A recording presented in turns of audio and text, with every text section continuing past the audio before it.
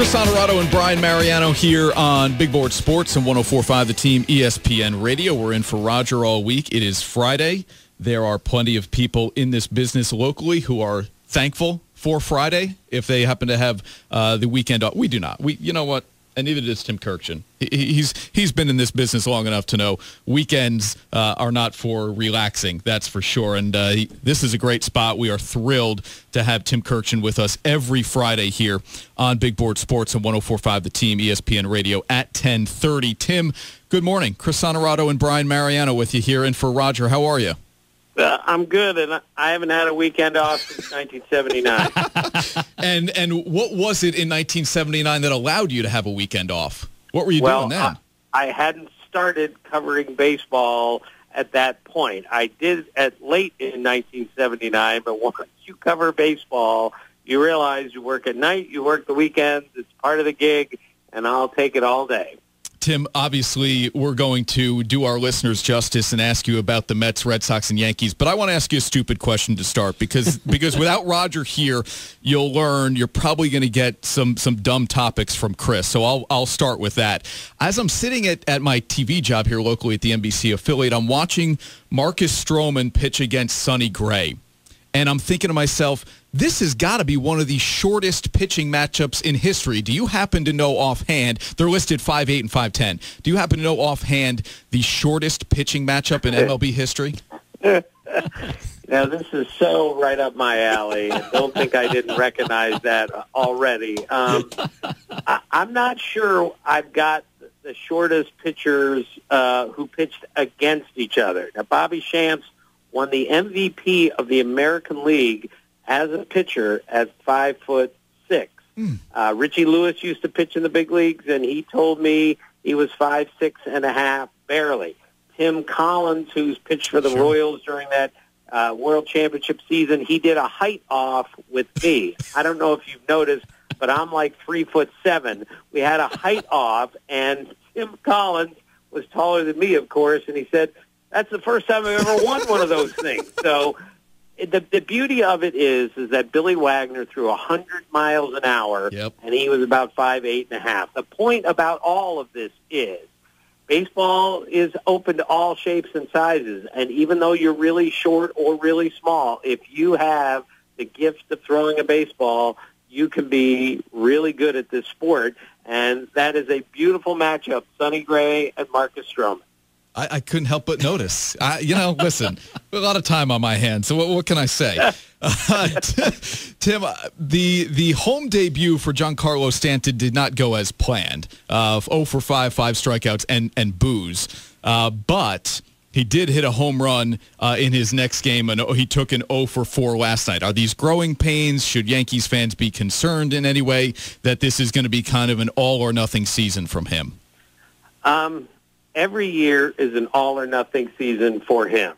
Every year is an all-or-nothing season for virtually every player in the big leagues. Fellas, you know this.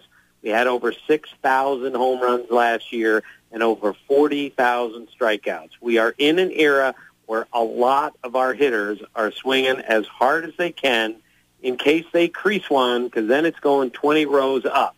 But if you miss that beautiful one-bat path that they have, not only do you get them out, you strike them out. And that's what happens every once in a while with Stanton. But you cannot be worried about this if you're a Yankee fan, because in the end, he's going to win more times than he's going to lose. But I was surprised when people said, "Oh, my gosh, he had a terrible game." Well, guys have terrible games all the time in the big leagues when you're facing pitching like they're facing. And is that like the great way to open your Yankee career at Yankee Stadium? Of course not. But it just shows you this is how the game is played today. Our best players can be the worst players on the field any given night. Tim Kurkjian, ESPN baseball analyst, joining us here on Big Board Sports on 104.5 The Team. Tim, Brian filling in for Roger on this Friday. Yankee fans obviously are a little bit ambitious, booing Giancarlo Stanton. And then, of course, the first week with the bullpen, which was supposed to be their biggest asset, has had some serious issues to start the season. Should Yankee fans still be concerned with this bullpen? Absolutely not. Yes, a terrible start by the bullpen, but it's going to be a dominant bullpen before long, and it could start today. I mean, that's just how it works. I always look at the whole bullpen factor in April, and even though there's no real proof that April's the toughest month for bullpens, I think it usually is, because most relievers don't get enough work in spring training. Most of them are on odd schedules, especially with off days and everything else, and with starting pitchers going so little because they want to keep their arms fresh. So this is not a problem at all. David Robertson, Dellin Betances, they're all going to be really good before the year's over. But again, the beauty of the game is the number one strength of the Yankees coming into this season was their bullpen, and it hasn't been very good so far. That won't last very long. Tim, the Mets are proving that when healthy, this is a team that could certainly make a push towards the playoffs. I want to get your reaction in particular to Michael Conforto, though. I mean, this guy, I've never met him, spoken with him, but he seems like a throwback type of player because he's well ahead of schedule, and obviously he's already back on the field, but he said, I want Steven Strasburg. That's why I want to be in the lineup, Skipper. I want Steven Strasburg. And then he goes and hits a home run off the guy yesterday. Well, first off, I had lunch with John Kruk and Mike Schmidt once. Who doesn't belong at that table, by the way? And Mike Schmidt looked at us and said, how does anyone ever get a hit off of Steven Strasburg? That's how good Strasburg is. And for Conforto to say, I want that guy, believe me, nobody wants that guy. However, it shows you exactly who Michael Conforto is. He's basically 3 weeks ahead of schedule for a return to the big leagues, and then he asks for that filthy stuff, and then he takes a couple of really good swings off of him. And this is why Mets fans should be very encouraged. After the health of that rotation, the biggest question on that team is, how healthy is Michael Conforto? When's he coming back, and how much is he going to hit when he gets here? I think it's all positive so far for Conforto and the Mets.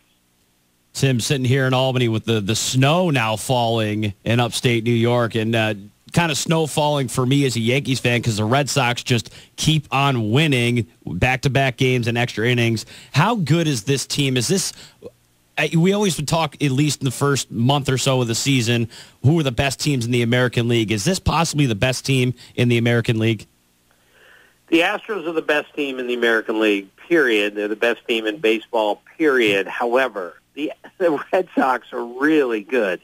They won 93 games last year, finishing last in the league in home runs, getting very little from David Price, getting not the best from Mookie Betts, Jackie Bradley Jr., Xander Bogaerts, and a bunch of other people. They are going to be better just showing up. And now they've added J.D. Martinez, who is a great hitter.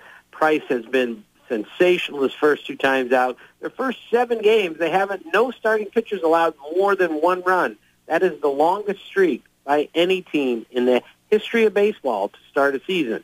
So there are 7 elite teams in baseball. 4 of them are in the American League. The Red Sox are one of them, and anyone who looks past that team is making a tremendous mistake.